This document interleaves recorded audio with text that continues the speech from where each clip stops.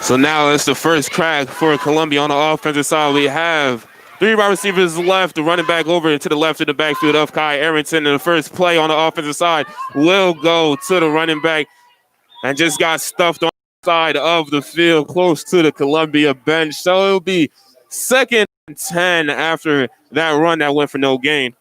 Columbia there looking like Nutley did on their offensive drive. Got to come out, establish the run game. Both of these teams really good at running the ball, but Columbia especially. Like I've tried to point out during the pregame, in each of Columbia's wins this season, they ran for at least 170 yards. In their one loss against Westside, only 74 on the ground. So they've got to establish the run game to prosper tonight. Two running backs in the backfield, two receivers to the left, one to the right for Columbia on their 2nd and 10 possession.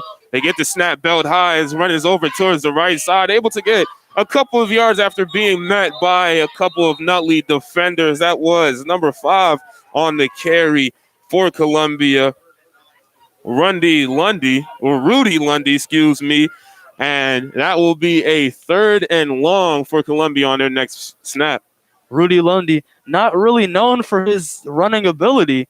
He's more of a linebacker. In my opinion, he's way better on the defensive end, but got the carry there, was able to get about 2-3 yards. So once again, it will be 3 wide receivers and a wing to the left, one over to the right for Kai Arrington and the quarterback for Columbia.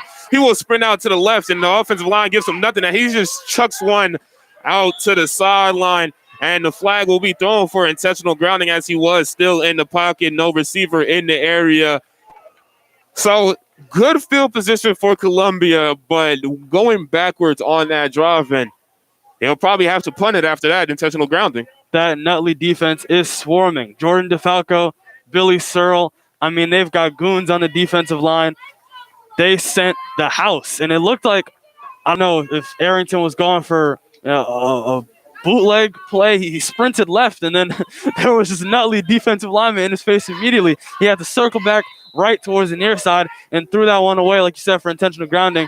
And now it looks like Columbia's going to punt. They're punting about high. Snap that punt going a little far, dropping down over towards the 45-yard line. And Nutley's kick returner number 25, Longobardi, got met by 2 Columbia gunmen from the punt team. And they will be starting off their offense at around the 45-yard line. Credit to the Columbia Gunners. One of them, Mike Berry, sprinting down the field. He's able to meet Longobardi. As soon as he caught it almost, Longobardi muffed it, and that initial hesitation allowed Berry a little extra time to get down the field, make the tackle, and he put a little extra oomph on there. On their own 46-yard line is the Nutley Maroon Raiders offense, again able to drop 87 yards on their first offensive possession to score a touchdown. It will be a bootleg play action, that one going far, and it will be a catch. That one just rumbling, bumbling, stumbling, going down at the 20-yard line is number 3 for the Maroon Raiders, William Melninky on that catch. And I mean, again, for Nutley, being able to work that run game, start off the gates or your second offensive possession with a play action. Like you said, I mean, they established the run game on their first drive, and now they've got the Columbia defense on their heels. Perfectly sets up the play action pass to Melnicki. Absolute dime down the seam. A receiver on their lonesome to the left, but it will be a run back over towards the right, breaking in, getting a good hole, and a gain of 8 on that rushing attempt is Nutley. This Nutley offense is humming right now. I mean, like I just mentioned, the play action pass to Melnicki, and now they're right back to the run. Just pounding the rock, whether it's to the right gap, left gap with Longobardi, maybe sub in Coppola sometimes. This Nutley offense is clicking. 3:10 left to go in the first quarter, and Nutley is 6-0 advantage over the Columbia Cougars, but they are threatening for more points as they have the ball on the 15-yard line. It is 2nd and short. They will go back to the run game, but just getting swarmed up by a bunch of the Columbia defenders, able to get a gain up 2, and it will be 3rd and short.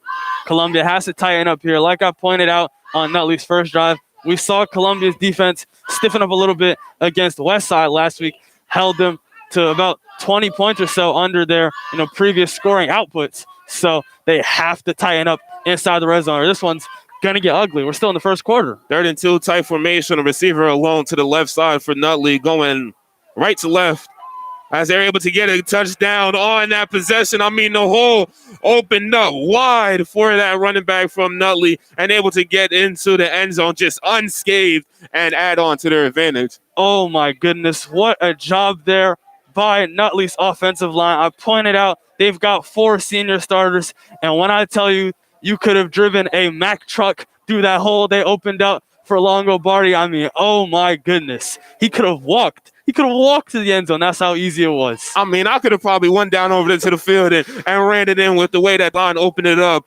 for that touchdown. So now it seems like Nutley will be going for 2, actually, after getting that missed PAT early on. So trying to see if they could go up 14-0. But it will be a timeout called by Nutley. So we will be taking a short break as they figure out what they want to do on this extra point attempt. Don't go anywhere. You're listening to 89.5 FM WSOU.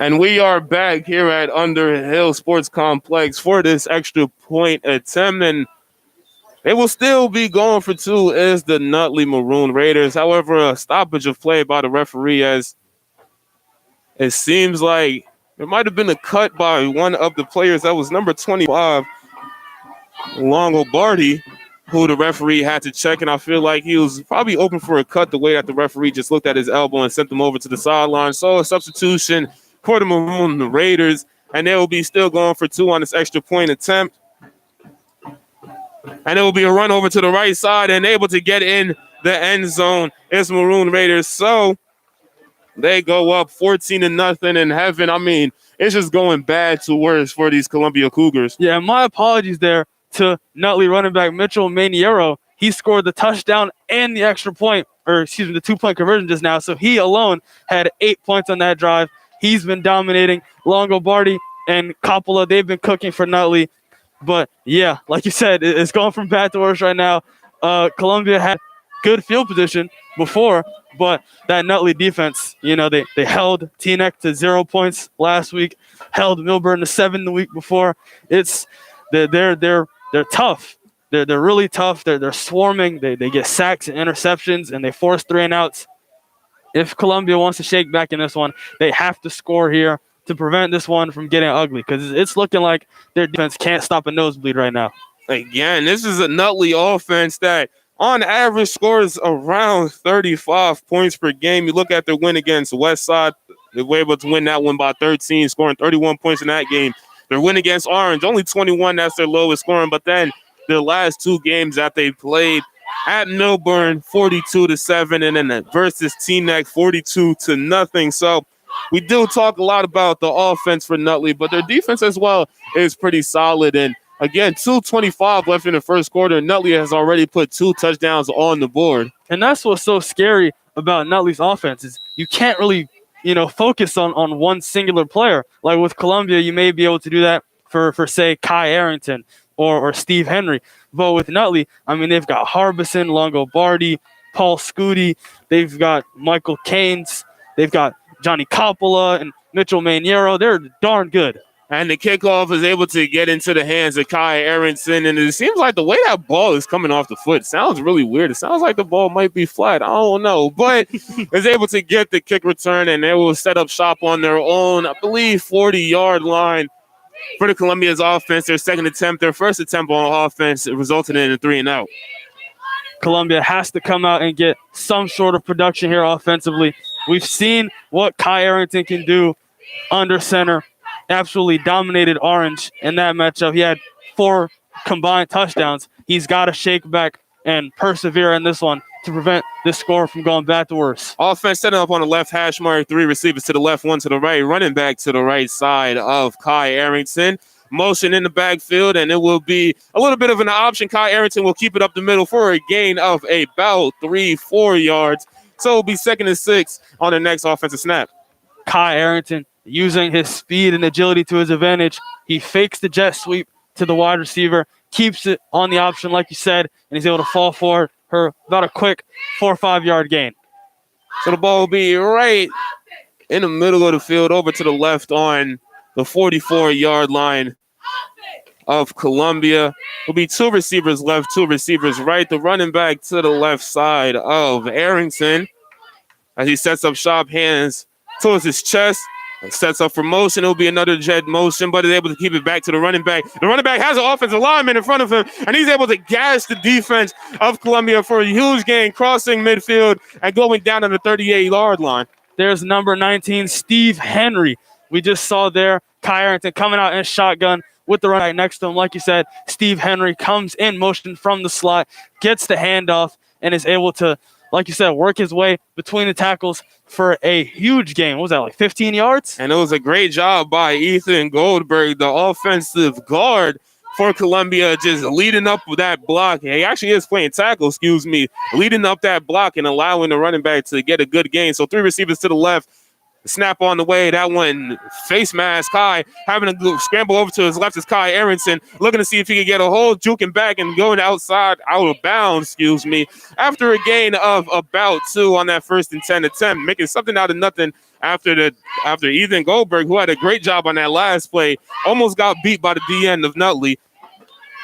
This Columbia offensive line is struggling right now. There's no reason for your quarterback to come out in shotgun, and somehow there's still pressure in his face within like 2 seconds. I mean, Kai Arrington barely had any time to work through his progressions, make any reads. He had to scramble out. He's fighting for his life right now. Trips left, receiver right. The receiver over to the right is Michael Caines, running back to the left in the backfield, shotgun formation. It'll be a handoff right outside. That one getting a no gain as a great job again by the DNs. This one, the near side of DN, just able to push back that tackle, stuffing up any hole that is able to get in, and it's 3rd and 10. Columbia now working 3rd and long.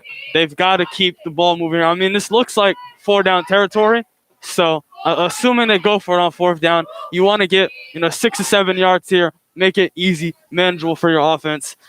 Looks like Kai Arrington might have to drop back and try and pass again. And Owen Guffey came in off the sideline for Columbia. So it seems like a little wide formations. We got 2 receivers left, 2 receivers right. Running back in the backfield. The snap is belt high. It will be a sprint out towards the right. And that pass just a little too low for Michael Caines. So that incomplete pass will make it 4 and 10. Kai Arrington tried to sprint out to the right, like you said, but the Nutley defensive line looked like they had their hands. I thought they deflected it. But like you said, pass low for Michael Caines. Kai Arrington sprinting out to his right. Just couldn't put it on target. Now it looks like they're punting away inside the 40. 40 which I didn't expect. 4.2 seconds left. Again, the ball is set up shop on the 39-yard line going in. But Columbia is in punt formation on this 4th and 10. The snap belt high. That one punted up. And it will go down about the 10, but it will roll into the back of the end zone for a touchback. So with that takes us to the end of the 1st quarter. Nutley scoring on their first 2 offensive possessions, and they have a 14-0 advantage heading into the 2nd quarter. Don't go anywhere. We're taking a short break here on 89.5 FM WSOU.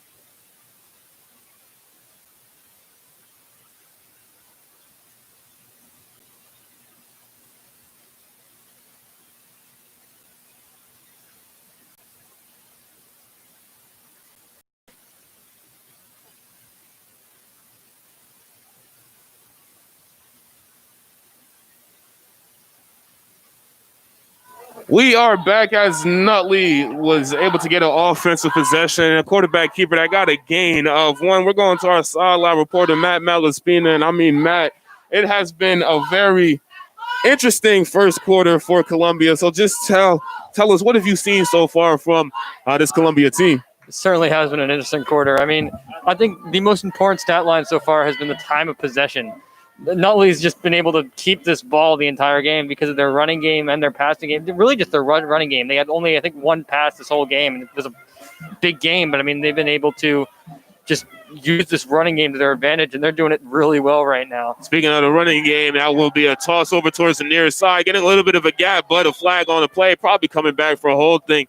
And Matt, if you're Columbia, of course, a 14-0 deficit is a little troubling to look at the scoreboard, but it is the second quarter, so you still could come back. I mean, certainly, but I mean, I'm surprised at how conservative they're playing right now. They should be playing way more aggressive. I think the worst choice they had right now was that punt.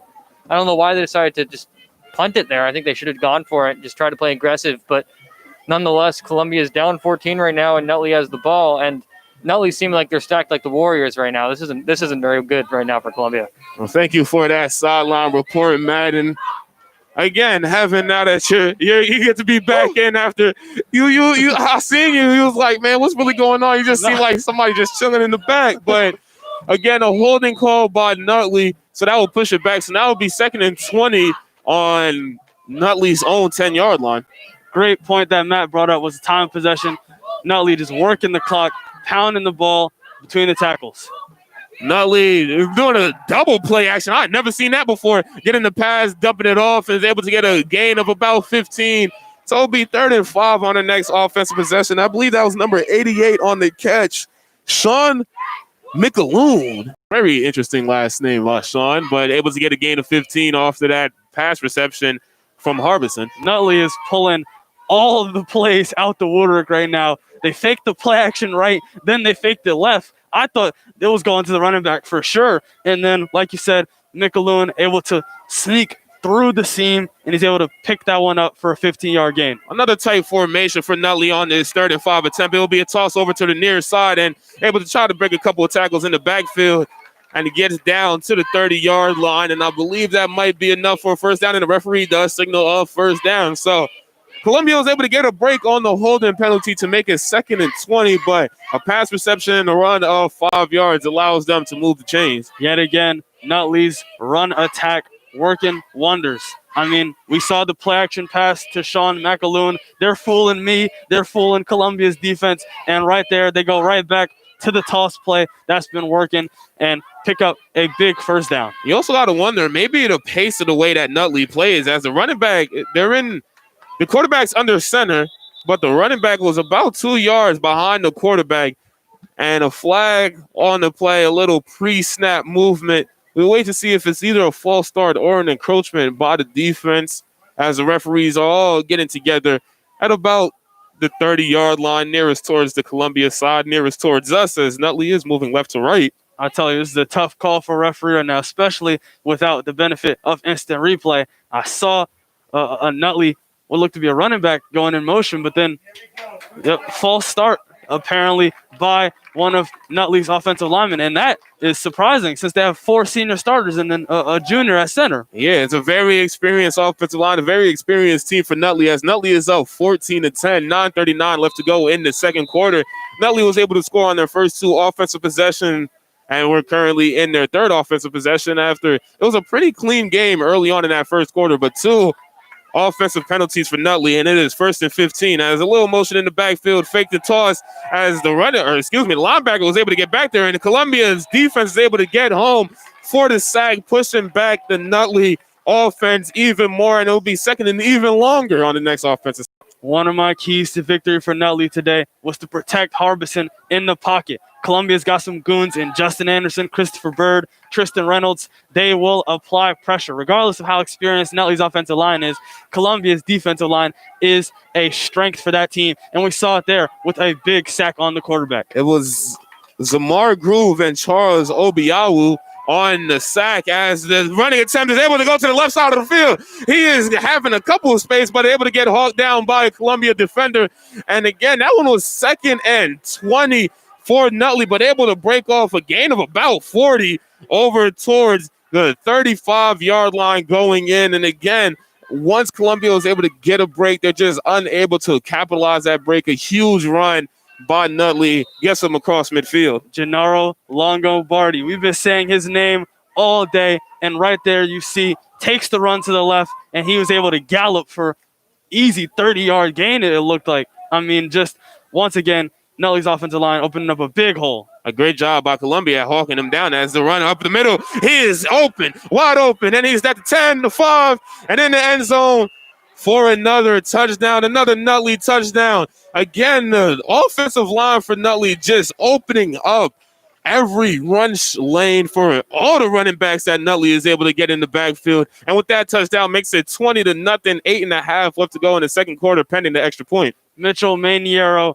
yet again. I mean, these last couple weeks, he has just been dominating. We saw against Milburn, he had a 25-yard carry. We just saw against Teaneck, he had a 32-yard carry. And there, he's able to scamper his way for another one of his long touchdown rushes on the season. Brandon Lucia will be back for the PAT. The snap, the hold, that one just, I believe, got blocked by Columbia, actually. So the PAT does not go through, but the advantage for Nutley still 20-0, 8:33 left to go in the second quarter. Don't go anywhere. You're listening to high school football on 89.5 FM at WSOU.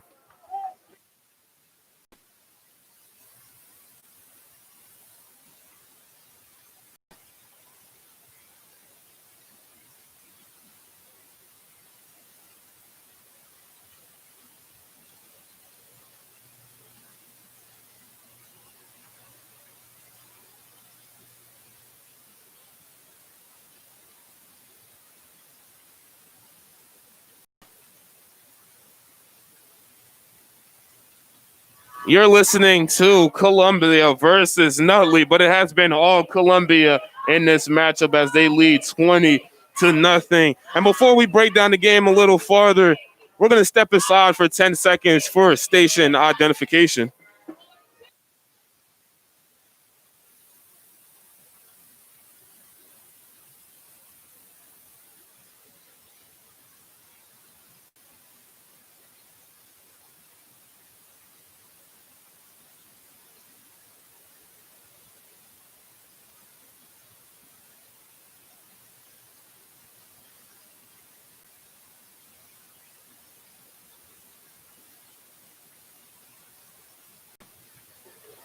You're listening to WSU FM in South Orange, New Jersey. Wilner Lewis, Heaven Hill here at Underhill Sports Complex in Maplewood, New Jersey. And again, Nutley, 3 offensive possessions, 3 touchdowns.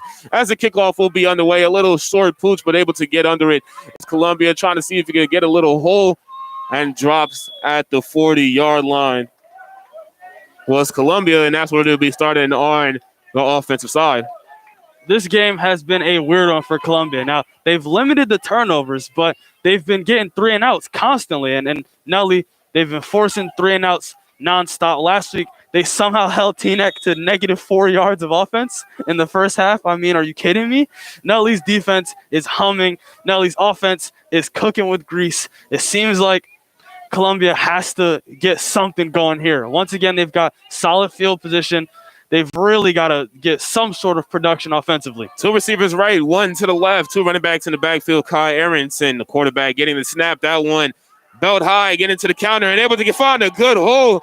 And that seems like it was probably one of the bigger plays for Columbia, number 4 on the run, and is able to get across the first down marker for a first down. Joseph Holdbrook gets the handoff from Kai Aronson, works his way through the gaps, and then falls forward for the first down conversion. Again, the score in favor of Nutley, 20-0. 8 minutes left to go in the first half. With the ball is Columbia's offense on the 46-yard line.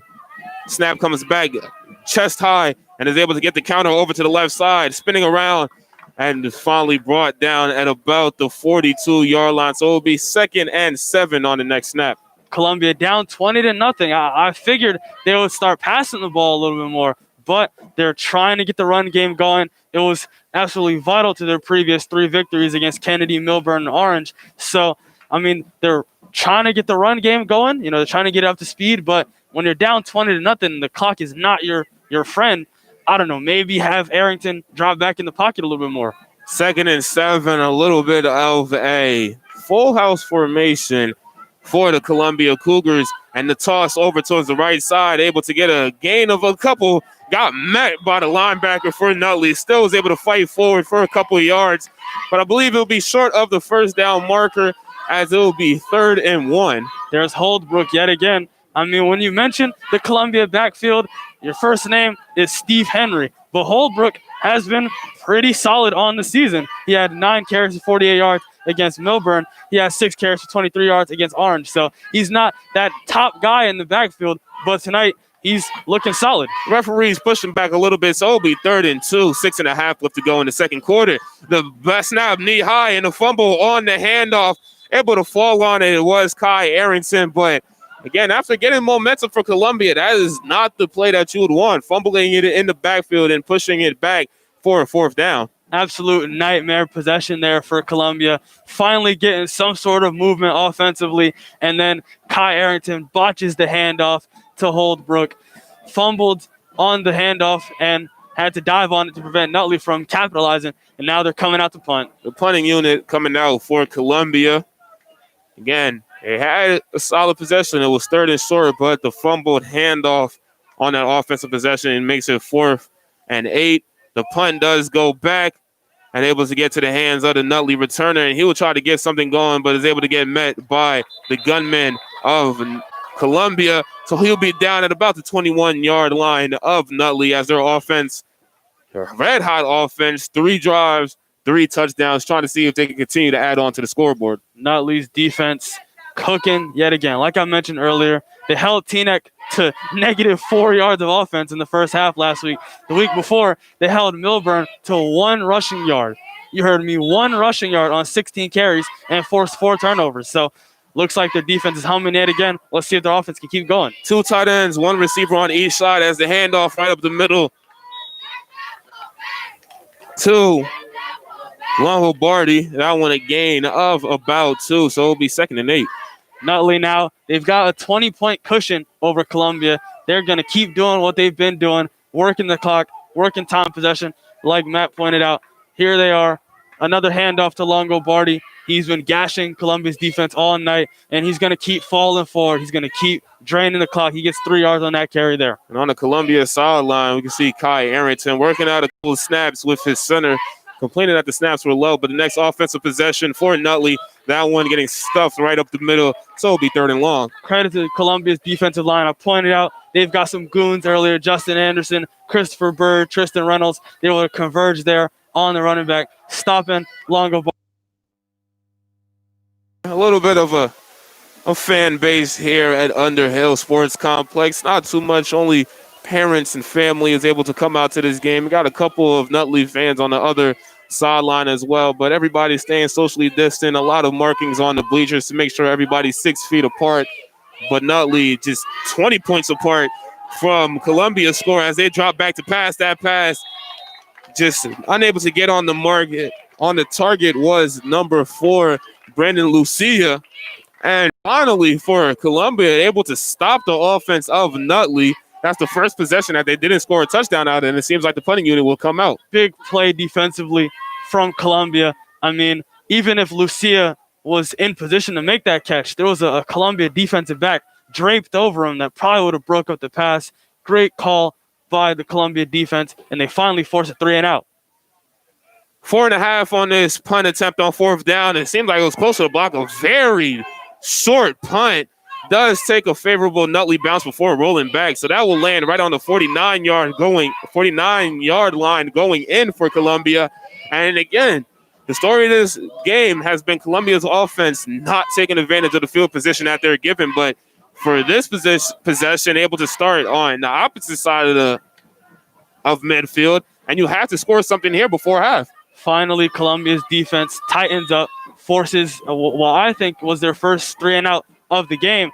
Now they've got field position on Nutley side of the field here.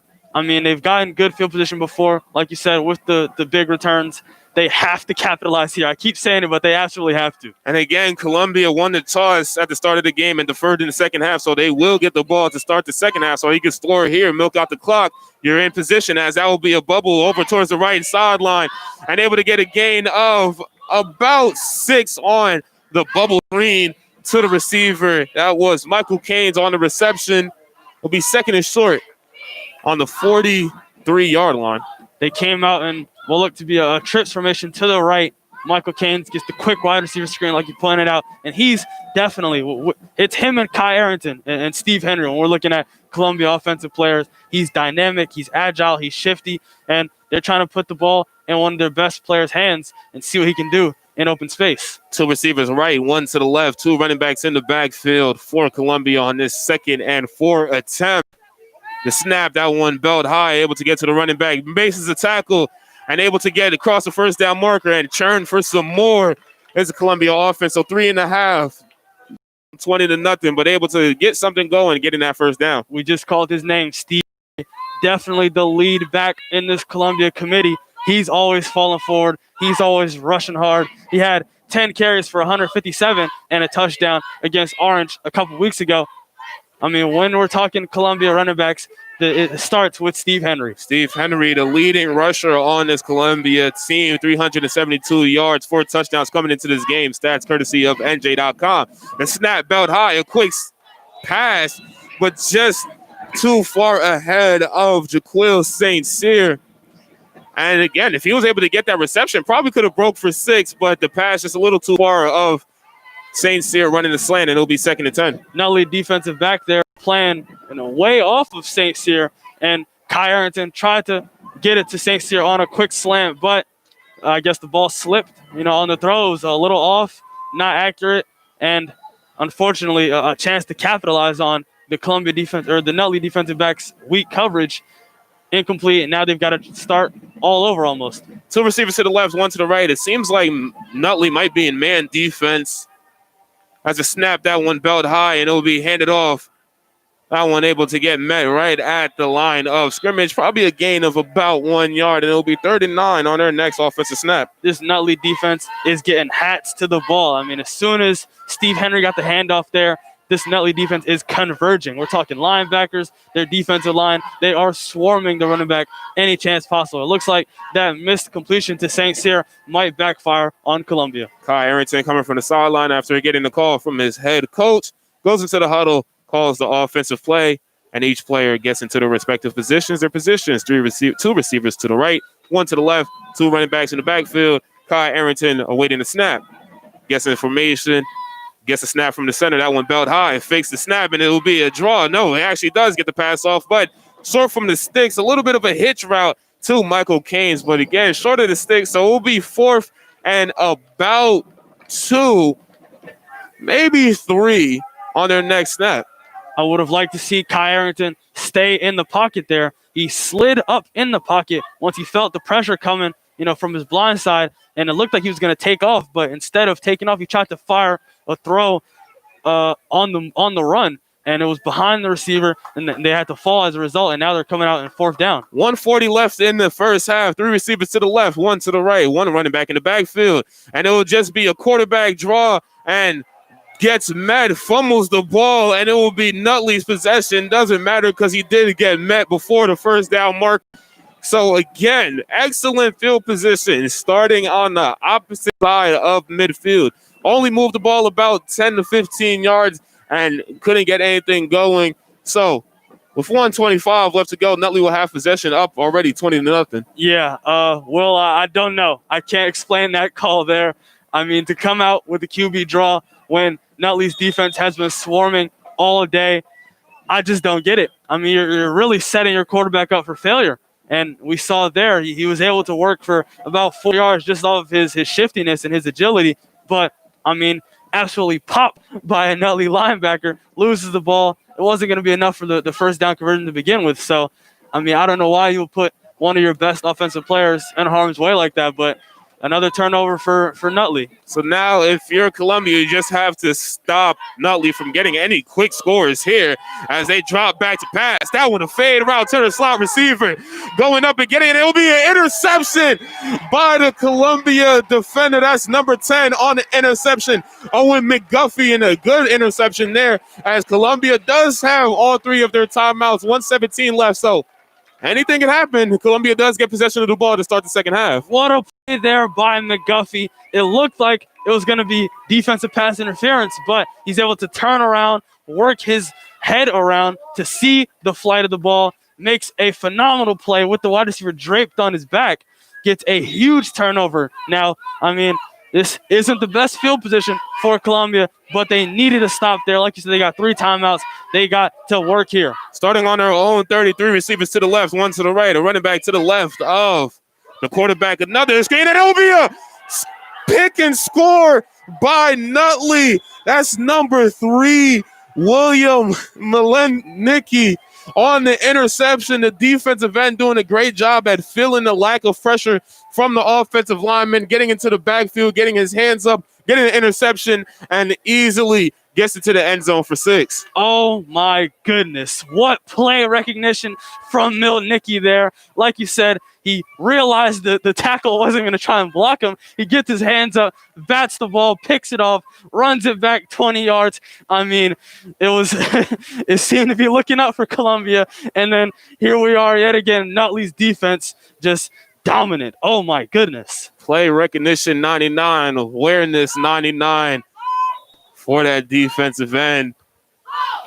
And for Nutley, they are going for 2 on this possession. Again, missing that extra point on their last touchdown that they scored. So trying to see if they can get up 28-0. It will be a goal line formation, handing it off to the right. No, it will be a play action, but the pass a little bit too low. So it will be 26-0 with 1:10 left. We are going to keep it here as the change of possession is under 2 minutes. But again, Columbia was able to get a good timely interception after their drive stalled with about a minute and a half left. But on their first offensive play after that interception, throwing it right back, but a pick 6 at that.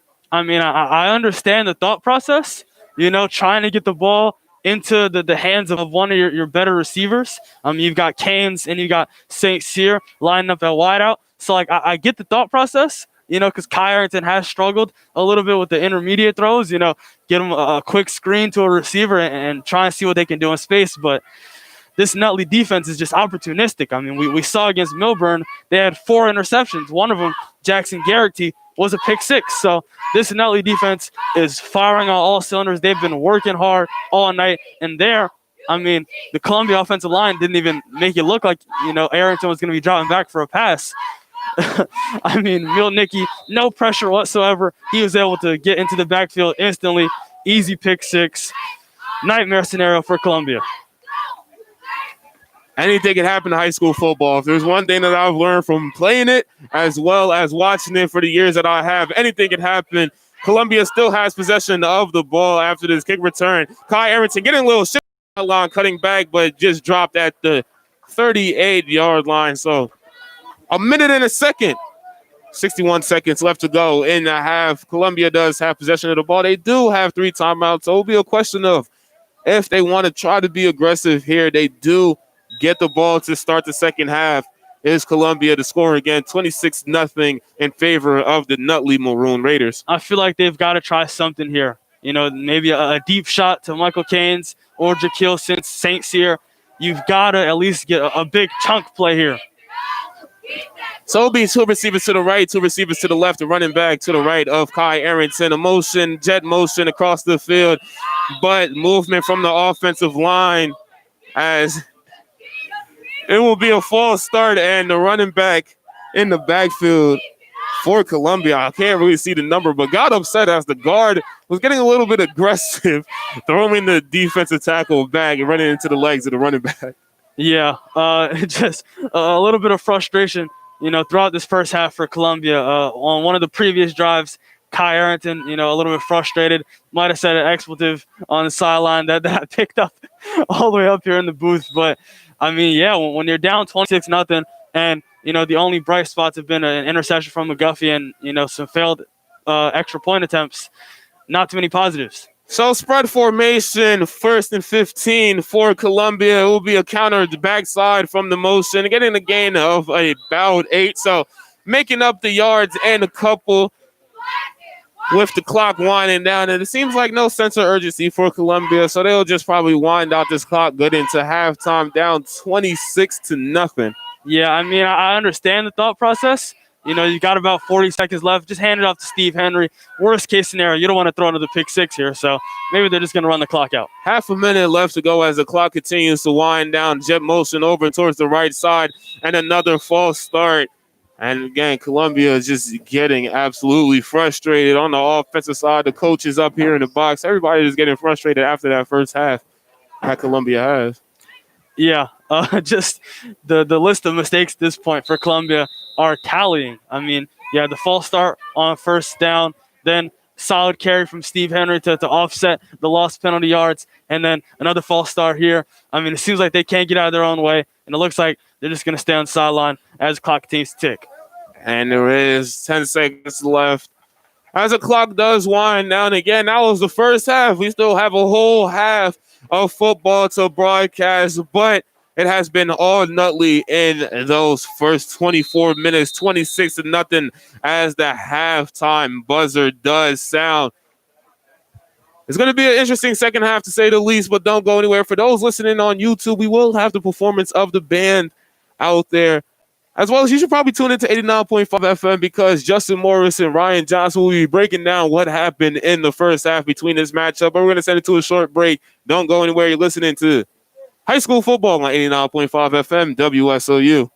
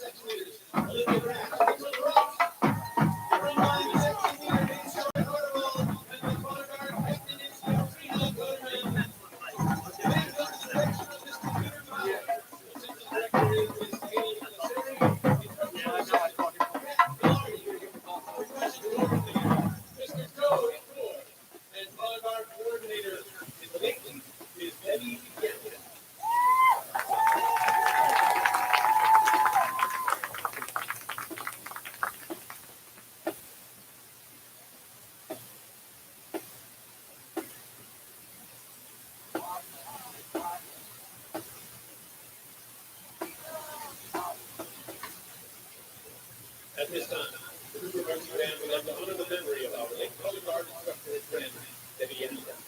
Debbie choreographed and taught the Cougar marching band color guard in the early 2000s and then in 2006 until her passing just a few short weeks ago. She taught many other successful high school color guard and interguard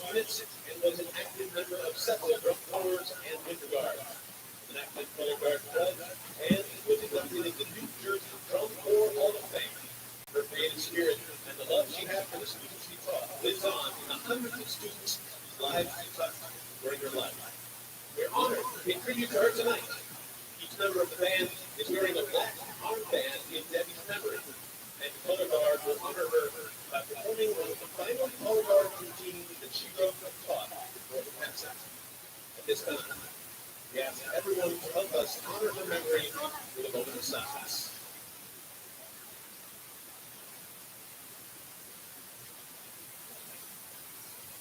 Thank you. And now, will the senior members of the band please come forward to the track?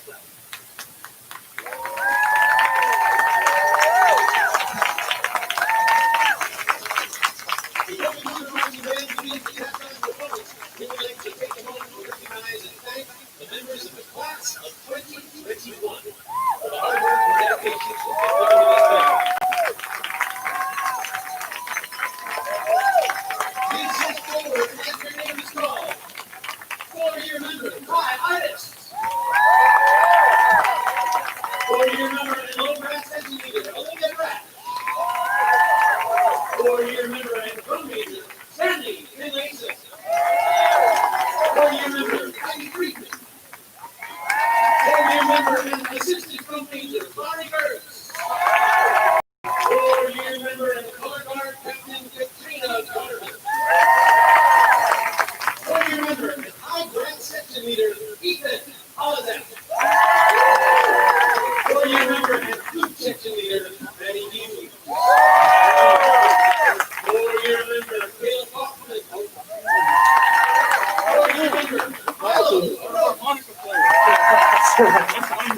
4-year member and low brass section leader, Hilda Rex. 4-year member and reed section leader, Vicky Scott. 4-year member, Marcus Wright. 5-year member, Olivia Maluka. Please join us in congratulating and thanking the members of the class of 2021.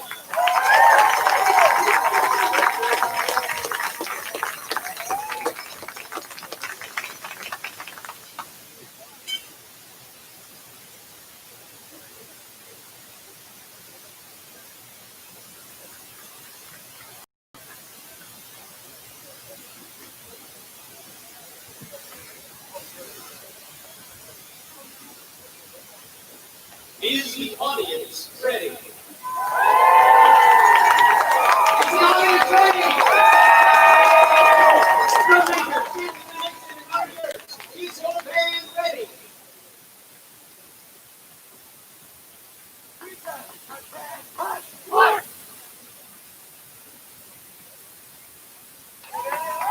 Columbia High School Cougar Marching Band, you may take the field in performance of your 2020 field show, Classic Rock.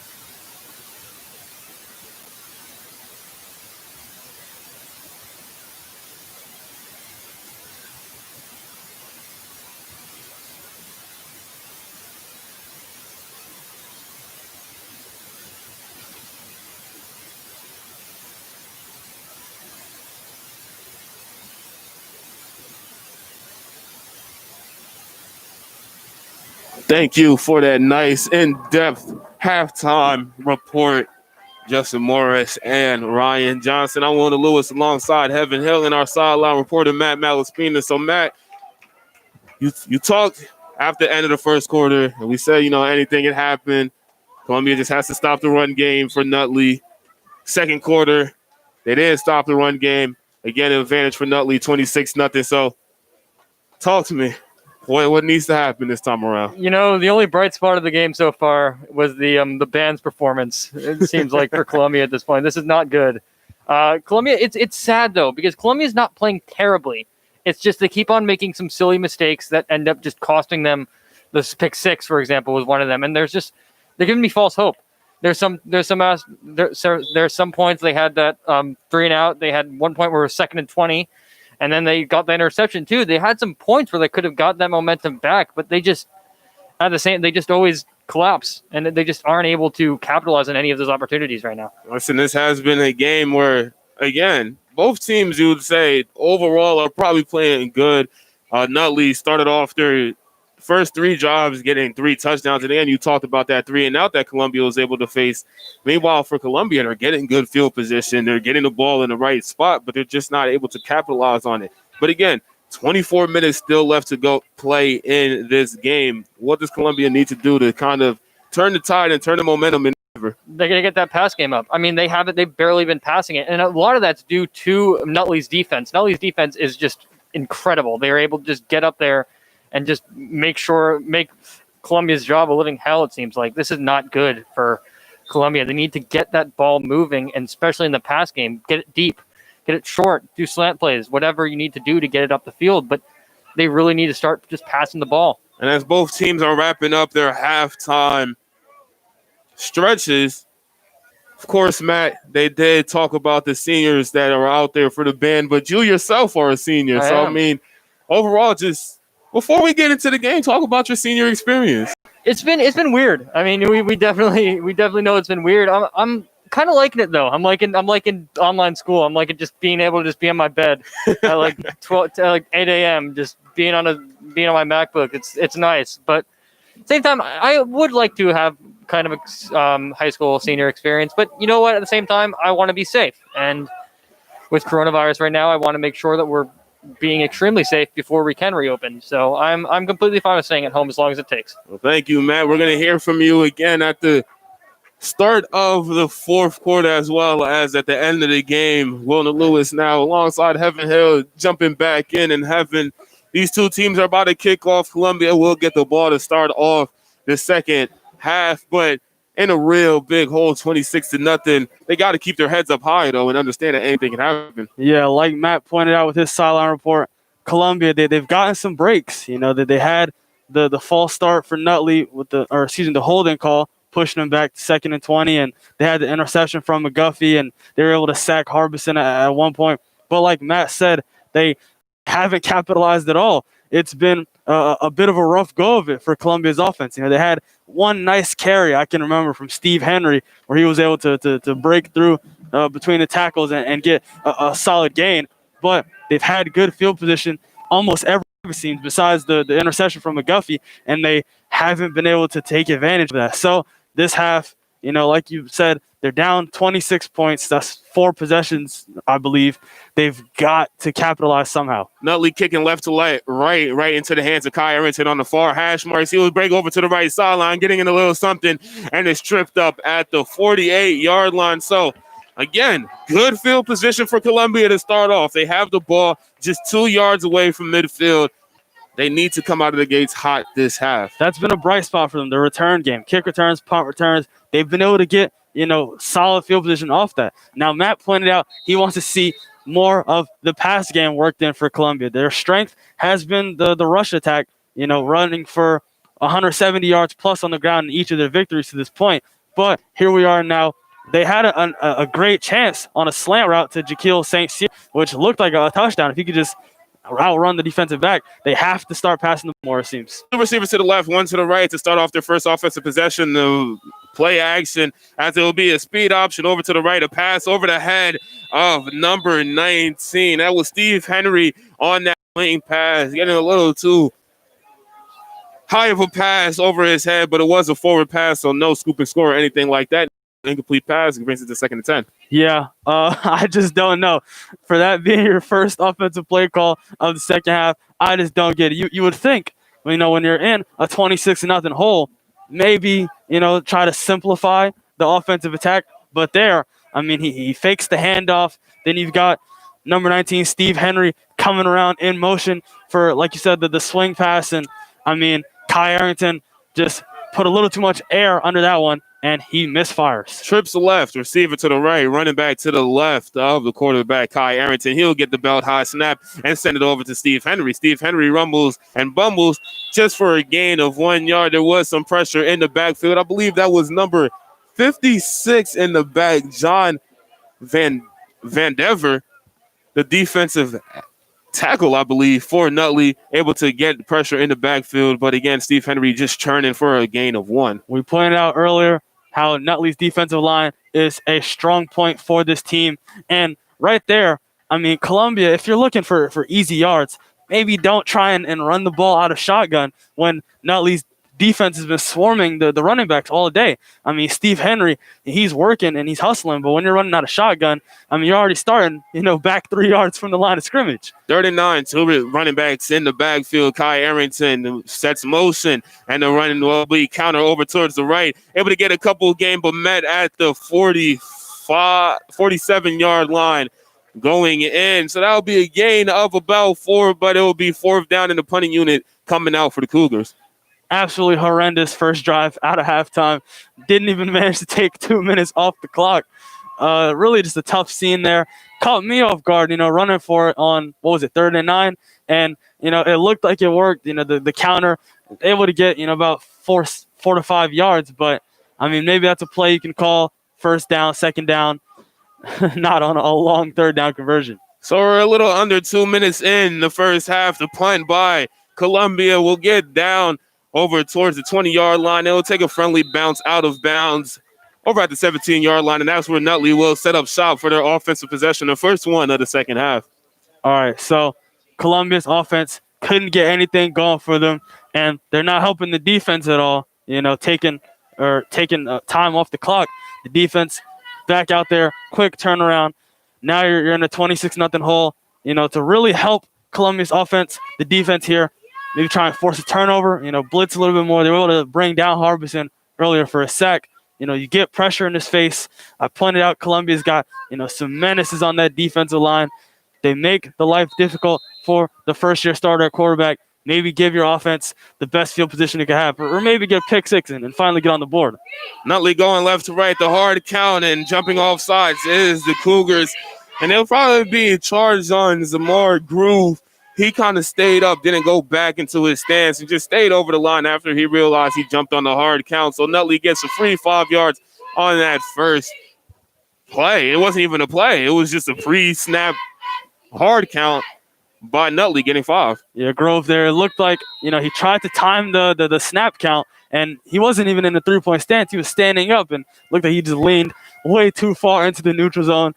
And like you say, easy 5-yard gain there. Staying in a tight formation, but 2 receivers on the opposite side of the line, able to run it right up the middle, and it will be a gain for the first down, a gain of about 5-6 yards. But again, moving the chains, and that's all Nutley has really been doing. He's been controlling the clock, like Matt said in his sideline report. And when you're up 26-0, that's all you really need to do right now. Big run there from Gennaro Longobardi, falling forward like he's been doing all day, despite Zamar Grove, trying to get into that A gap to, add a little bit more pressure. Still easy runs. I formation under the center, and that snap again, another encroachment. This time, number 54, Justin Anderson, just moving on. It wasn't even a count. They just got into formation, got down, and Anderson just jumped. I can't explain this one. This is something you would expect to see from a team, maybe coming off of a bye week, not preparing. This game is essentially for the Freedom White division. If Nutley wins, they clinch it outright. So you would think Columbia will show up with a bit of a sense of urgency, but we just haven't seen that. So now it's 1st and 5 once again on this possession. The run right up the middle, over towards the right side, getting met in the hole by the linebacker, but 3 yards ahead of the first down marker. So on that, moving the chains, once again is Nutley. Longo Barty there yet again. It's a lot easier as a running back when you're running on 1st and 5 as opposed to, 2nd and 9 or 3rd and 7. All he has to do at this point is fall forward, and he knows that, regardless of the outcome, due to the penalties drawn by the hard counts, he's in a good position. Under 9 minutes left, Nutley with a 26-0 advantage. It will be a run up the middle, and again, just going ahead of the agenda, getting a gain of about 6 on that rushing attempt. So it will be 2nd and 4 on Nutley's own 46-yard line. Mitchell Maniero looked like he leapfrogged the Columbia defensive lineman and would propel himself forward to get 5-6 yards there. And again, Nutley just draining the clock, working time possession, and they're getting easy rush yards. Again, Nutley was able to score on their first 3 offensive drives, as that was a great shot over into the B gap. I believe that was Zamar Groove on that one. Again, shooting the gap, messing up the blocking of the offensive lineman and stuffing up that play there. It will be 3rd and 5. Great play there from the Columbia defensive line. Like you pointed out, Zamar Grove shooting the B gap, getting in the backfield, mucking up the offensive play, and then great job there from, I believe that was Justin Anderson sniffing that out and wrapping, it was Joseph Holdbrook that met the running back in the hole, cleaned up the easy tackle. So it'll be 3rd and short for Nutley as they toss it over to the near side. And it will be a great job by Groove once again, getting in the backfield at that defensive end position, sniffing out that toss play. And it will be 4th down, and it seems like the punting unit coming out for Nutley. Only the second 3-and-out forced by Columbia, but they simply needed this one. Like you mentioned, great play there by Zamar Grove. I mean, Nutley's been using pitch plays and toss plays all night, going left or right. But great recognition there by Grove, sniffing that one out. He's in the backfield. Much needed 3-and-out for Columbia. Now, can they please get some points? And Grove is still on the field trying to see if he can get a block punt. And Columbia, a really interesting punt by Nutley, and able to get it to the return man. That's Michael Caines on the return, trying to step back. Does not work. Trying to stutter back one more time, using the sideline to his advantage. And at that point, just stepping out of bounds. So it will be the 25-yard line where the Cougars offense will set up shop. Now, they had Caines back on that punt return. Earlier in the game was Kai Arrington. I mean, he is one of the faster players on the field, but having your quarterback out there on punt return and kick return duty, I don't know, it seems a little iffy to me. Great call there by Caines, or great call by the Columbia coaching staff to get Caines out there, preserve the health of their starting quarterback. Unfortunately, though, Caines didn't have one of the dynamic punt returns that Arrington had earlier in the game. Again, Columbia defensively starting to step up a little bit more. Those 3 first offensive possessions in the game, they're able to score touchdowns. But ever since then, has not been able to find the end zone. They found the end zone once again after a pick 6. The first play by Columbia will be a counter over towards the left side, and they'll try to get a little something. And it will be a gain of, it looks like, about 9. So getting ahead of schedule, getting their run game a little bit going, moving ahead of agenda. Again, a gain of 9. It will be 2nd and short. Steve Henry working, around the tackles. Great block there by the wide receiver. I believe that was Jaquil St. Cyr out there on the edge, really holding up the Columbia D-back, allowing Henry to work around to his side. And then, of course, Steve Henry's going to fall forward. 6.5 left to go in the third quarter, 26-0 in favor of Nutley. But it is the Cougars on defense trying to see if they can find the end zone for the first time tonight on this edition of Thursday Night Football here on 89.5 FM WSOU. The snap, getting in motion first with Steve Henry, and there'll be a bubble over to Steve Henry over towards the right side, and he has a little space to work with, is able to get there, but a flag thrown by the referee and potentially coming back from a hold. Yup, I saw the wide receiver in the slot as Henry was coming around on that. That looked like a jet motion swing pass, bubble screen, whatever it was. The wide receiver was holding onto the Nutley defensive back, but as soon as he saw the ref was looking at him, he tried to free his hands as if there was no harm, no foul. The ref saw it, threw the flag, and unfortunately, Columbia is going to be moving back. I mean, you really can't afford mistakes like that when you're already down 26-0, and now your offense is just struggling to get anything going. You're now moving them back in the wrong direction. I mean, you really had to use me as a prop when you were explaining that. I mean, of course, they're not going to be able to see because the cameras isn't on us in the booth, but really had to grab onto me to show that one. But again, a holding penalty on the Columbia Cougars, and they were able to move the chains, but again, with that holding penalty, gets it down to 2nd and a little bit longer, about 2nd and middle, I would say probably about 7 yards from the first down marker. hiking the offense back in the wrong direction there. But this is still manageable. 2nd and 7 now. Hopefully, like Matt pointed out, they can try and, get Arrington maybe to stay in the pocket, maybe not so much movement.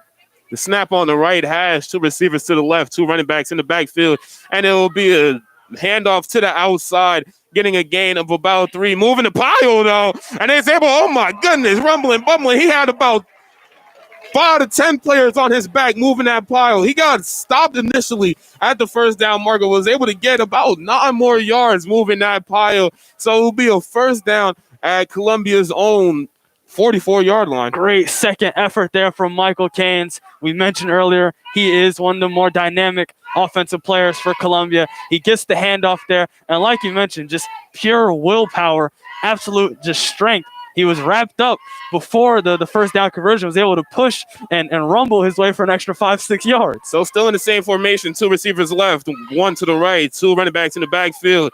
You get a handoff, and it'll be a quick pass over towards number 8, and he's trying to move. He is going. The defender does not get it, and that will be a touchdown in the end zone by Columbia. That was a more groove on that one. Able to get the pass, able to get the streak running through and scoring. There is a whistle.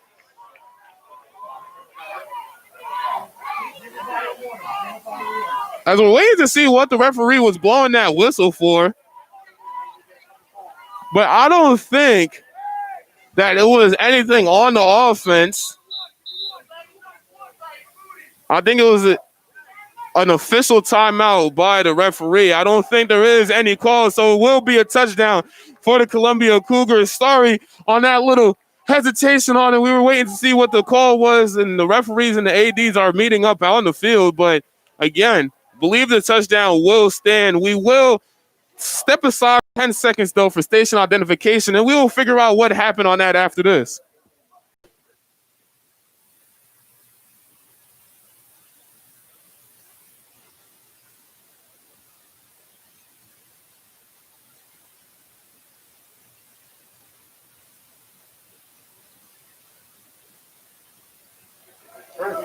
Grove on that touchdown on the slant route. The PAT will be up again. The touchdown does stand for Columbia, so it is 26-6 pending the extra point. What an exhilarating play there. Arrington fakes the handoff, and then the quick slant out to Zamar Grove. He's looking like Darren Waller on that one, able to turn on the burners and outrun the D-backs for the touchdown. And the PAT is through the upright. So Columbia finally finds the end zone in the third quarter with 4:41 left to go in this quarter. Columbia still down 26-7, but we shall see what happens on the other side of this break. Don't go anywhere. You're listening to New Jersey High School football on 89.5 FM WSOU.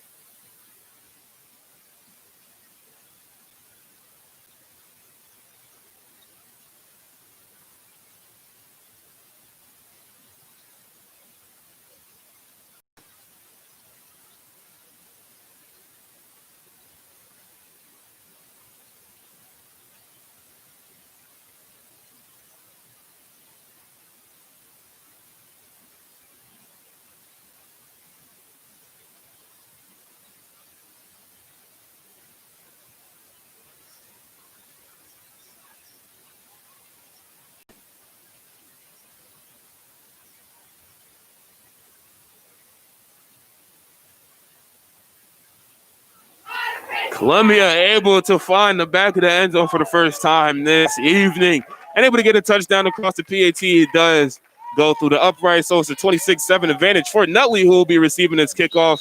And again, it was Zamar Grove on that reception. What a huge play there from Columbia. Now, in their weeks leading up to this one, the passing game hasn't really been, their strong suit. They don't do it too often. They're definitely a running team. But like Matt pointed out with his sideline report, they need to start passing more, to get some points on the board, and we saw it there. And that's what they needed, and it was a botch by the return man for Nutley. Was able to still corral the ball, and he will go down at about the 38-yard line. as a Columbia player, a little slow to get up, and he is wobbling back. It is number 58, David Fidel.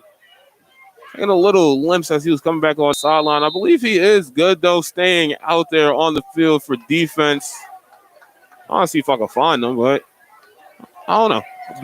Everybody's able to get up, though, and we're able to get back to the offensive possession for Nutley, as Nutley has one receiver out right, but it is a tight formation to run right up the middle, and he's able to break a couple of tackles and get a gain. And the ball's coming out on that one, but the referees say that the running back was down on the ground when the ball came out. So Columbia had a short scoop and score after that, but the referees deeming the runner down, and it will be potentially a first down on that carry. Gennaro Longobardi, when I tell you he is shifty, I mean, he's juking me out at this point. He is moving between the tackles, juking left, shaking right, and there, I mean, he got bailed out. It looked like it was extremely close to call as you hear the crowd booing. And, of course, with no instant replay here, we're not going to get a challenge from Columbia's coaching staff, but they ruled Longobardi down, and they moved the chains, like you said, for the first down. I feel like those people that's watching on YouTube right now is probably going to be watching that, as the counter over towards the right side is able to get across the line, but a flag does come in through the backfield. And a little scruffle going on between the two opposing sides, and it will be a holding on Nutley, so bring back that huge gain that they're able to get to move the chains. Longobardi is just pounding the rock tonight. He was extremely dominant in the first half, really looking efficient now in the second half. But like you said on that carry there, looked to be another likely first down, but holding on Nutley moves them back. And now, yet again, here we are, Columbia. You're getting some bailouts here. You get another hold here. They had the muffed reception on the kick return. I mean, they're getting some opportunities here to cook. Just move them back like 10 yards. Maybe a sack here on Harbison, force a 3 and out, get another touchdown. You could be cooking with grease. 1st and 20 on Nutley's own 40-yard line. They are in that tight formation, running it right up the middle and able to get stuffed on the line. No gain on that carry. 2nd and 20. Big play there from Columbia's defensive line. This is the play right here. This is the moment. You need a 3 and out here. What is it now? 2nd and 19? I mean, this is a great situation here. You force a 3 and out, get your offense back on the field, and after a huge play on their last offensive drive, which is like a jolt of energy for this team, it seems, who knows? This might be a comeback for the ages. 3 minutes left, 26-7 in favor of Nutley. It will be a play-action pass, getting in the backfield, and it will be a fumble. Is able to recover it is the quarterback for Nutley, the quarterback being Harbison. But again, a great job by Columbia getting into that backfield. They did want the ball on the fumble, but Harbison able to fall on it, but it's still basically a sack, as it is now 3rd in the marathon on their next possession. Justin Anderson flew into the back on that one. I mean, he was in Harbison's face immediately. He was able to force the fumble there, but Harbison dives on the ball. And like you said, now it looks like, what, 3rd and 30? Oh, my goodness. Yeah, 3rd and 30. You got that one right on the nose, Have, as it seems like Columbia going into a little bit of a more of a speed defense as Mike Berry checks in. A spread formation as they'll go into a nice little bubble screen. And the bubble screen able to get a little bit of a gain and is breaking a couple of tackles. Does get back to the original line of scrimmage. So it'll be 4th and about 12 for Nutley, and a decision to make here if they want to go for it or punt the ball off. And it seems like the punting unit will be coming off the sideline. Interesting call there from the Nutley offense. You get the ball in the hands of Brandon Lucia, who is their return man, and he was able to get pretty shifty, got back about 20 yards, lost on the sack, fumble, and the holding call. But now, I mean, that was really unfortunate for Columbia, because if they could have forced a tackle for loss there, they would have got great field position. The punt, that went on the way. A line drive punt right into the hands. I believe that might be Michael Caines in the backfield. Is able to reverse fields, but does go out of bounds on the Columbia sideline. It was Michael Caines on the return, a gain of about 7 yards on that return, and they will set up shop with the Columbia offense on the right at their own 30-yard line. Credit to the Nutley defense. I mean, in that first half, or the Nutley special team, excuse me, in that first half, Kai Arrington on those punt returns, he was getting a solid 8 to 12 yards on every return. But now, since they've had Canes back there in the second half, Nutley special teams really tightened up. Their gunners are flying down the field, and they're forcing Canes out of bounds on both chances he's had. Again, Columbia's defense doing a great job of getting these stops and now setting up their offense again on their own 30-yard line. Down in this matchup, 26-7. You score here. Again, anything could happen. This is high school football in the Garden State. Baby, we love it. 3 receivers to the right, 1 to the left, the running back to the left of Kai Arrington. He tries to set up motion, and the motion does not work as the receiver in the slot. That is number 5. Rudy Lundy did not look at the quarterback to set up that motion, so it'll be a false start. A loss of 5, and it'll be 1st and 15. A little bit of miscommunication there. An interesting wrinkle for Columbia's offense. They're putting running backs in the slot sometimes. Like you said, Rudy Lundy was there. I remember earlier on, Steve Henry was in the slot when he came around for a swing pass. So a little bit of an interesting wrinkle, like I mentioned, but there, miscommunication between Lundy and Arrington, and Lundy jumps for the false start, moving him back 5 yards. Back in the same formation, 3 receivers to the right, 1 to the left. Now getting the motion, the jet motion across the field. The snap is dropped back for Kai Arrington. The offensive line just unable to get something. He heaves one up, and that one almost intercepted by the defensive back for Nutley. And a little slow to get up was Lundy does get up, though. And again, Kai Arrington had no time to throw that ball. Just heaved one up to hope for the best. And lucky that one hit the turf. I don't know exactly what Columbia's offense is doing right now. I mean, on that long touchdown pass to Zamar Grove, it was a simple RPO. You fake the handoff to the running back, hit the tight end on the slant, easy money, easy reads. But there, you got the jet motion coming behind him. You've got a wide receiver trying to set up a screen there. Then you had Rudy Lundy and Michael Kane basically going for a jump ball. That could have been disastrous. There was like 4 or 5 Maroon Raiders in the area. I don't know what Columbia's doing. They need to simplify the offense for Arrington, make it real simple for him. Holdbrook checks in for Columbia as he'll be setting the jet motion, going on the opposite side, and the offensive lineman just in his stance a little too long and just fell back. Another false start for Columbia. And now, again, they had solid field position on their first down, but a false start, an incomplete pass, and another false start now has them at 2nd and 20. The mistakes are starting to pile up at this point. I mean, Columbia's defense got them decent field position, or, solid plays were made by the defense, but now you've got the false start by Lundy, the offensive tackle just falling back. I don't understand. Columbia's offense is moving in the wrong direction, but who knows? Maybe they can get a chunk play here. 2nd and 20, it will be 3 receivers to the right. Holdbrook, one of those receivers to the right. Kai Arrington in the shotgun. The counter over towards the left side, cutting back and able to get a little bit of daylight over towards the sidelines and gets a pretty solid gain. That's Steve Henry on the run. And I believe he's 4 yards short of the first down marker, but able to still make something from that gain, finding a little bit of a hole and getting a good gain for 2nd and short. Steve Henry and Zamar Grove have been really the entire offense for Columbia. I mean, huge plays with Zamar Grove, the yards after the catch in there. Steve Henry, I believe that's his 2nd big run of the day, working around the side, down the sideline. Ball on the left half, 3 receivers to the left, 1 to the right. Kai Arrington in the shotgun, able to get the belt high snap, running over towards the right side. The defense front Nutley able to get in there, disrupt the counter, and clog up the hole, but still able to rumble forward for a couple of yards, and it will be 4th and short now for the Cougars after that run. I like the call there. You're on the left hash, hand it off to the right where the running back has more space to work.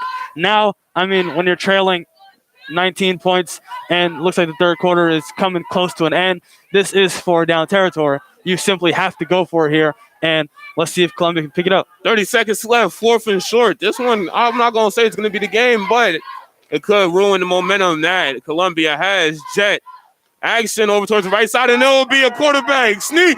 That guy, Arrington, is able to get through. He breaks it. The 20, the 10, 5, touchdown, Kai Arrington for the Columbia Cougars. Again, a quarterback sneak that goes 50, 60 yards actually Nutley for a touchdown, and it will be 26-13. Extra point pending for the Cougars. Oh my goodness. I mean, just look at the speed there. He broke 2 tackles on that one. Normally when you see a QB sneak, you think the quarterback is just going to try to fall forward. But Kai Arrington almost called modified draw. He called his own number and broke the tackle, took it to the house.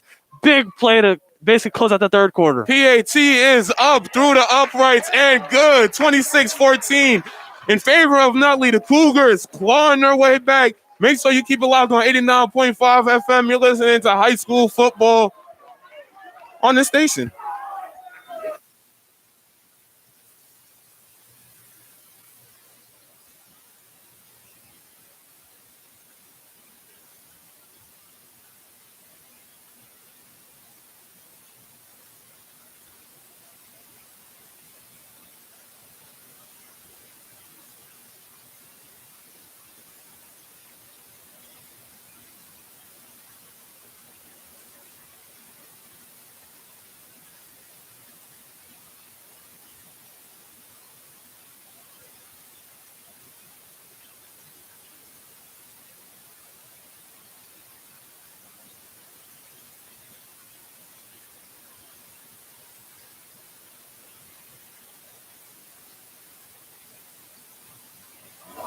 We got the Columbia Cougars finding their way back in this ball game. At halftime, they were down 26-0, but able to get 2 scores here in the third quarter. And now Nutley's advantage a little bit shrank. They have a 12-point advantage, 26-14, and now Columbia getting themselves hyped to kickoff, going right to left. That one booted way back over towards the 15-yard line, able to get under it is Nutley, and he has a little bit of a hole, is able to try to cut back, does not cut back, though. A great tackle by number 10, Owen McGuffey, at about the 48-yard line, and that's where Nutley will set up shop on offense. Great return there from Longo Barty. He caught that around his own 20, was able to get that all the way out to midfield.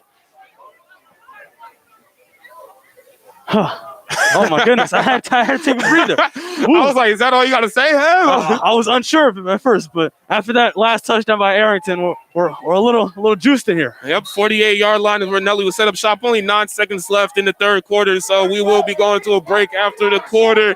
Getting a little bit. Somebody had the receiver wide open and was able to get the run right over the middle, and a great tackle by Columbia in the backfield.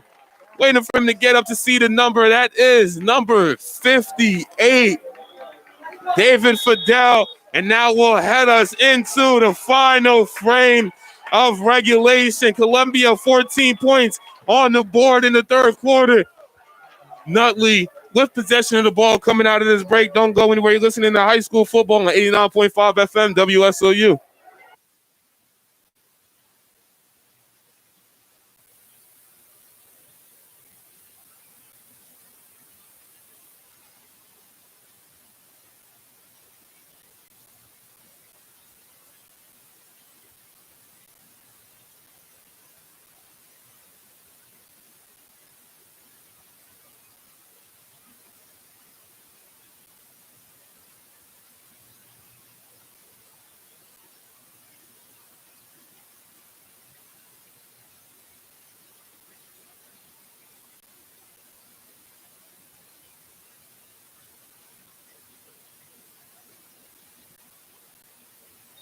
Wilner Lewis, Heaven Hill. We got our sideline reporter, Matt Malaspina, here. And Matt, again, an exhilarating third quarter for Columbia.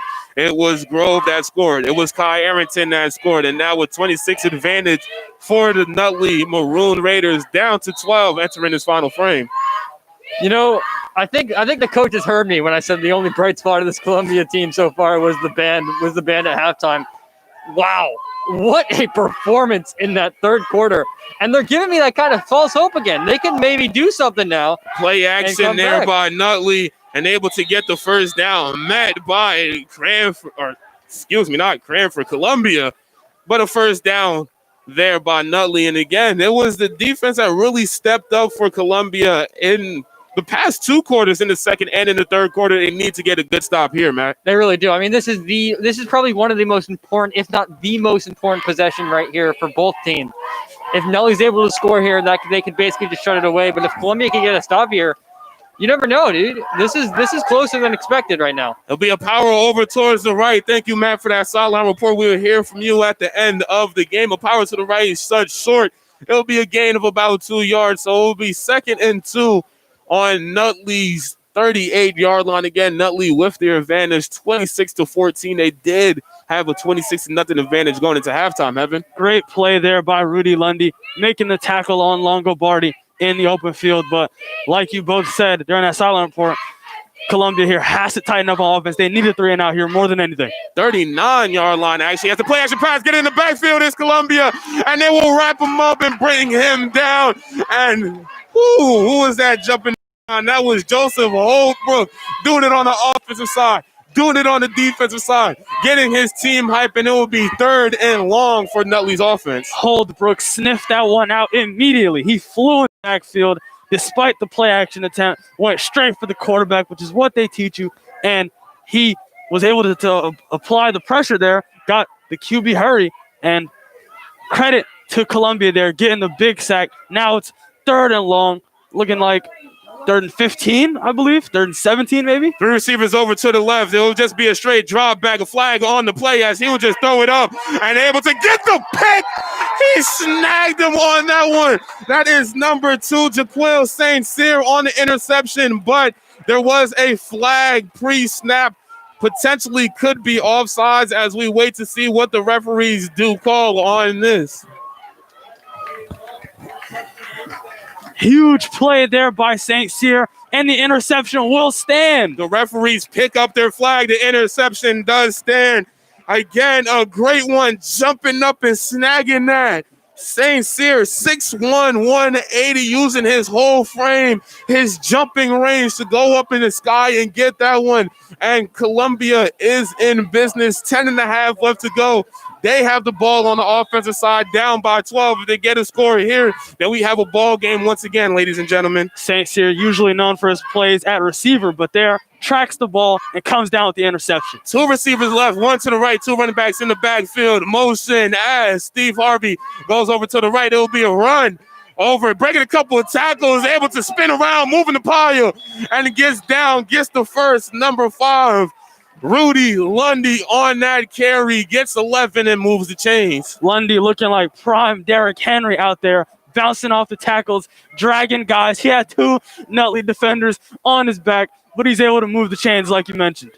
Columbia on their own 32-yard line, getting into the huddle, waiting for the play call as both Kai Arrington and Joseph Holbrook gets the call from the referees. Joseph Holbrook coming into the game for Rudy, who just had that last carry.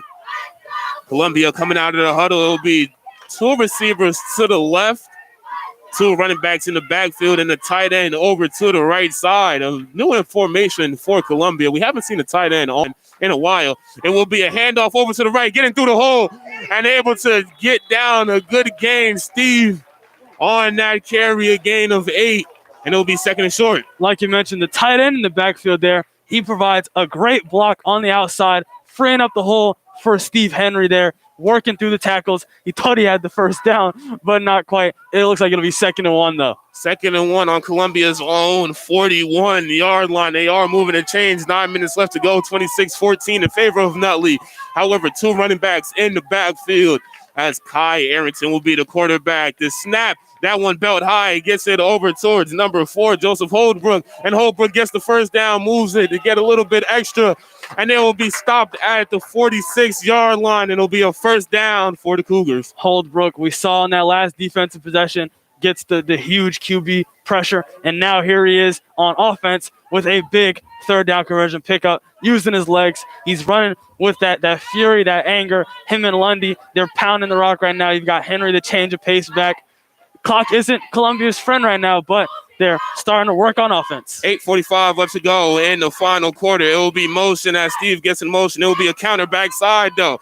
Able to get a couple yards and able to, again, just be ahead of that agenda. When you're able to get a good pops per carry like Columbia is doing on this drive, it sets up well for them as they're able to get about 7 yards on that carry to get it 2nd and short.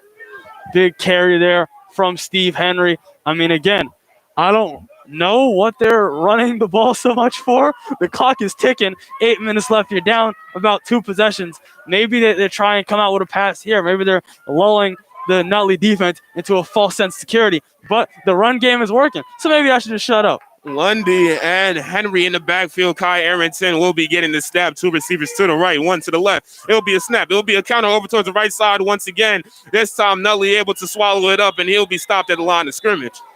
Nutley there all over that one. I mean, Columbia tried to come out there, get the guard pulling over, and the blocker, I believe it was Lundy, trying to set up a seam for Henry to go through. But Nutley defensive line and the linebackers, filling the gap, applying pressure, able to meet him in the backfield and bring him down for a tough play. Clock is now at 7.5, 26-14 in favor of the Nutley Maroon Raiders. 3rd and 5, as there will be a stoppage of play. As it will be an official timeout, I believe. But after the time, able to get something back, no huddle or anything like that. It was just a whistle, and then able to get back to the line is Columbia. So again, 3rd and 5, about 7 minutes exactly left to go in the 4th quarter. It will be a fake counter. Rolling out right is Kai Arrington. Gets a great block, throws it up, and that one gets able in the hands of the receiver and is able to drag it along. They'll get over to the opposite side of the 50, down at about the 12-yard line, and it's a 1st down, Columbia Cougars. What a play there from Arrington. He picks up a clutch block. They've been trying that sprint out, that bootleg play all night. Finally connects with a big hookup. For some reason, the clock is still moving. I thought the receiver got out of bounds. I'm not sure with the high school ruling. I don't know what's going on. But a big play there from Arrington. Firing deep down the field, able to set his feet, turn his hips, and uncork the long ball. We got a red zone possession for Columbia. 6.5 up to go. It'll be a counter over towards the right side, being patient in the backfield and able to move the chains, get about 4 yards on that carry was Lundy. So it'll be 2nd and about 5 on the next possession. That deep play was perfect. Like I mentioned, the run game lulled Nutley into a false sense of security, set up the play action there from Arrington, uncorked the long ball, and now you're in the red zone with about 6 minutes left to go on this one. You get a touchdown here. All of a sudden, it's 26-21 and 1 possession game. Then defense got to come out, get a big stop. Again, but the score right now, 26-14 in favor of Nutley. 6 minutes exactly left to go on the clock. 2 receivers to the right, 1 in the left. It will be a handoff. It will be Steve Henry on the handoff. Nutley able to swallow up that run attempt, and it will be a 3rd down on the next offensive play. Looks to be about 3rd and 5 or about 3rd and 6 from where we're standing. This is the game, essentially. You get your offense down in the red zone. This is where the big play is supposed to happen. You're in the red zone. You got to capitalize here. Finally getting that jolt of energy from your defense, from your offense. Here we are here. You simply have to punch this one in. There's no ifs, ands, or buts about it. It is a 4th down territory. Again, down by 12 is Columbia. So you have to get in the end zone. A field goal really wouldn't do anything because it'll keep it a 2-possession game. You have to get in the end zone. 2 receivers to the right, 1 to the left. 2 running backs in the backfield. Kai Arrington gets a snap, belt high. He drops back, throws it up, and that one just doesn't go anywhere. It was 2 defensive backs on that fade attempt over towards the back 4 side of the end zone. So it'll stop the clock at 5:04, and it'll make it a 4th down play. I don't know about that call there. I feel like that's something you say for maybe, 1st and goal, 2nd and goal, not in a situation where, it's 3rd and 6. You still have yards to gain before you're in that goal area of the red zone. Tried the fade route there. I like the thought process, but not really. Joseph Holbrook gets in the game. It's 4th down, so this is potentially the game. A drop step for Kai Arrington. He throws it over towards the right side. That one, in and out of the hands of the receiver towards the back pylon, and that will be a turnover on downs after that one. Again, just in and out of his hands. And Nutley catches a break. The score remains 26-14. That's just a tough one there. I mean, 3rd and 6, you would think, since you're in 4-down territory, maybe try and work a little intermediate. But Columbia, that they wanted the quick score with the clock ticking. They went for 2 end zone shots, and neither one of them worked out. That second one, he had a good shot. The receiver got his hands on the ball, just couldn't come down with it. It was Michael Keynes on the pass attempt. Still able to potentially do something if they're able to get a turnover is Columbia. The first run by Nutley. That one a gain of 3. So it'll be 2nd and 7 on the next offensive snap. 4:45 left to go. 26-14 remains the score in this matchup at Underhill Sports Complex. Dang, man, a touchdown there would have changed the entire complexion of this game. I would have liked to see them, try and go for the first down conversion as opposed to getting a quick score. I mean, yeah, the clock is ticking, but you've got all 3 timeouts. So now Nutley in the tight formation, one receiver out right, and then they have their tight ends and one running back in the backfield. It'll be a toss over towards the right side and is able to get a couple of gains, hurdling over a defender, and it drops at the 23-yard line. That might be enough for the first down, depending on where the referees mark it. I'm waiting for the official word. I believe it's an injury timeout, as there is a Columbia player down on the turf right now. We will keep it here for this timeout. And again, Columbia had a lot of opportunities there. Again, that third down attempt throwing the fade to Jaquil St. Cyr, and then on that 4th down attempt throwing the fade over towards Michael Keynes. And again, that last fade on 4th down, just in and out the hands of Michael Keynes on that back near pylon. And again, with a Columbia player down right now, it is looking eventful and looking like the opportunities for Columbia might be dwindling down as the down defender is able to get up and walk off relatively on his own power. Yeah, that last offensive possession for Columbia, just really unfortunate. Like I said, I would have liked to see them go for the first down conversion as opposed to the end zone shots. I mean, say you get the conversion and there's 5 minutes left or so on the clock. It's a lot easier to punch in the touchdown when you're inside the 5 as opposed to, going for 3rd and 6 end zone shot, 4th and 6 end zone shot. All of a sudden, now turnover on downs, and now here you are facing a Nutley rushing attack that's been working all day. They can just drain the clock out to victory. Tristan Reynolds, the down Columbia player, is able to get up. But again, Nutley back on offense in their tight formation. A receiver over to the left, 2 running backs in the backfield in the I formation. The quarterback under center. Again, that injury keeps the clock running, actually, in high school rules. So just looking at the clock, waiting for the referee to signal the play clock as they get the snap. That one will be a straight dive, a gain of about 2 for Nutley. And it'll be a gain of 4, and it'll be 2nd and 6 as the timeout will be called by Columbia's defense. So we will take a short break here on 89.5 FM WSOU. Again, Nutley on offense trying to milk out the clock. 3:43 left in a 26-14 ball game. Don't go anywhere. You're listening to New Jersey football on WSOU 89.5 FM.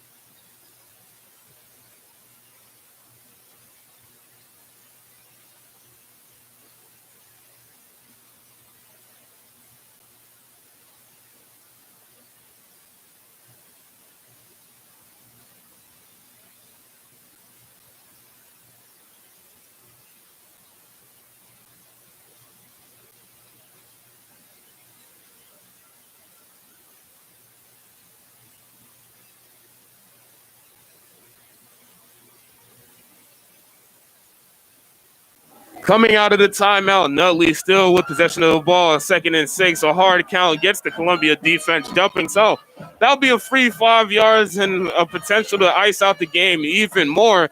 As again, it was 2nd and 6, so now make it 2nd and 1 after that offsides penalty.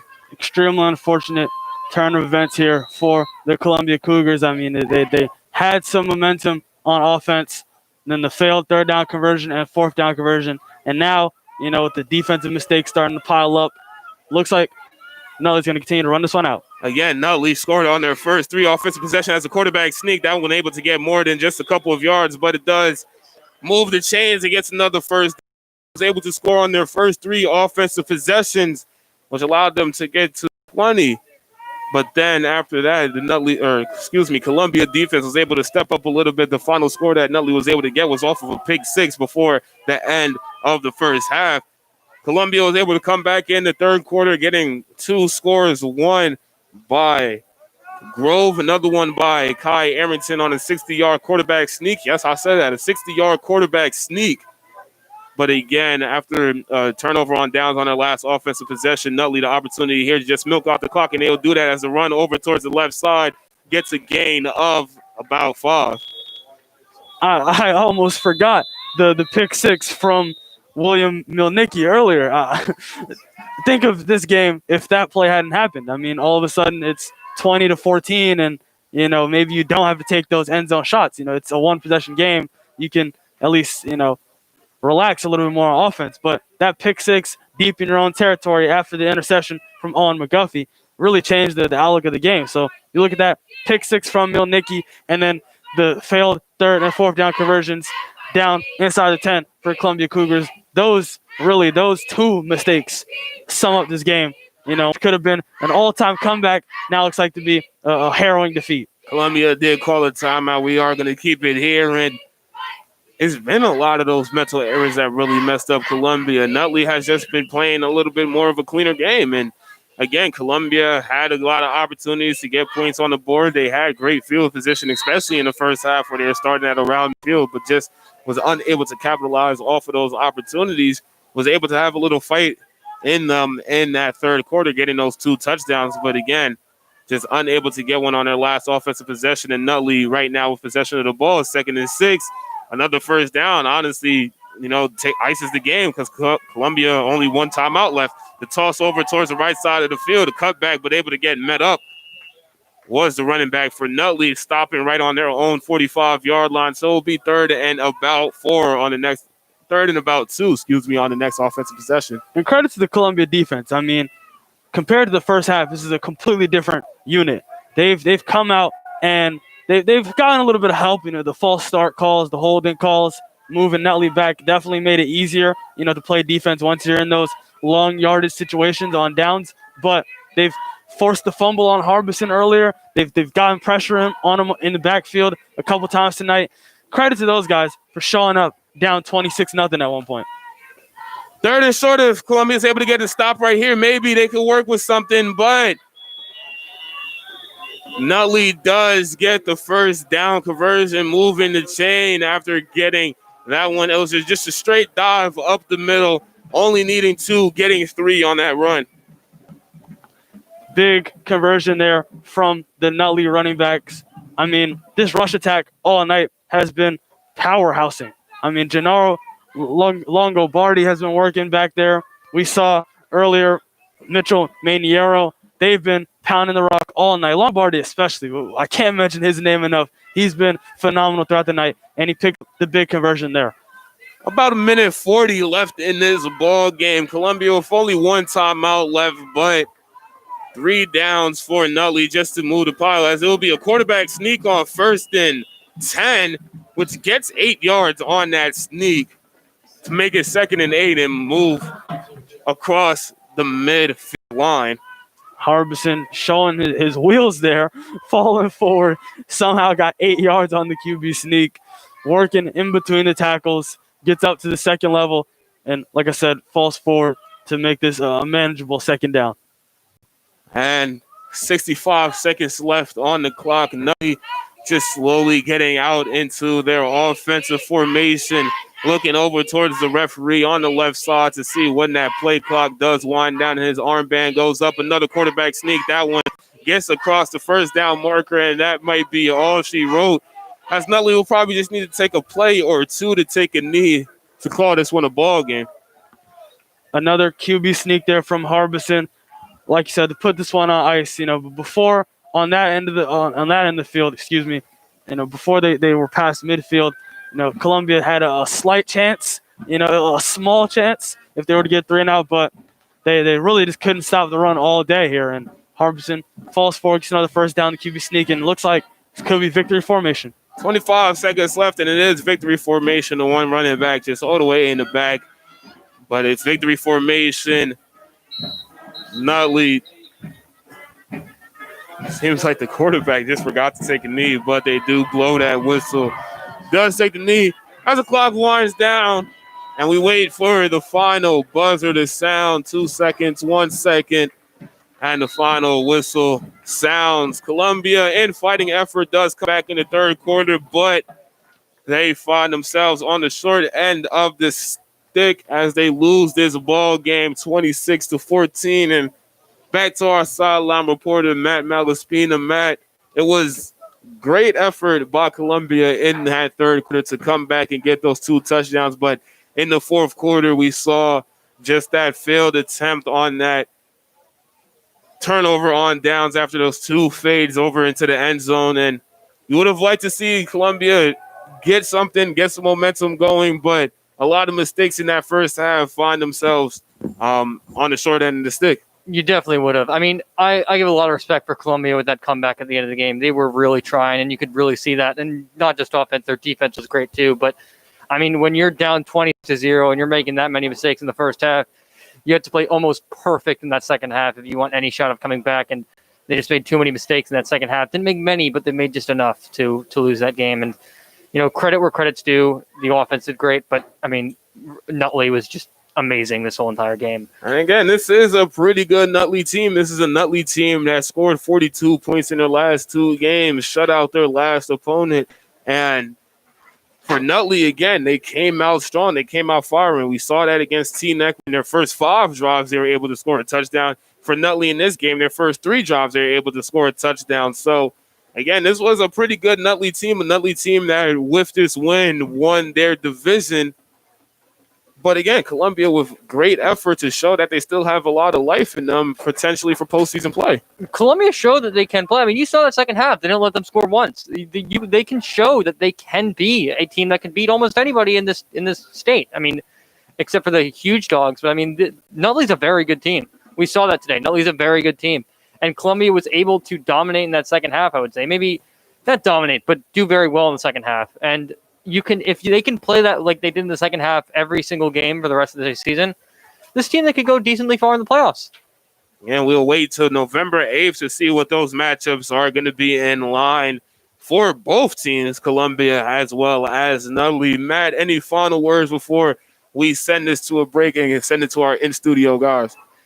Not really. I mean, this is everything's really basically been said so far. This has been a very good, very exciting end of the game. I was on the edge of my seat. I was just standing up, jumping around. It was fun to watch. Sadly, Columbia couldn't win it, but you know they did a very good job and a great effort by them in the second half. Again, the final score: Nutley 26, Columbia 14. With this win, your Nutley Maroon Raiders are now the Super Football Conference Freedom White Division winners, as well as Columbia moves down to 3-2.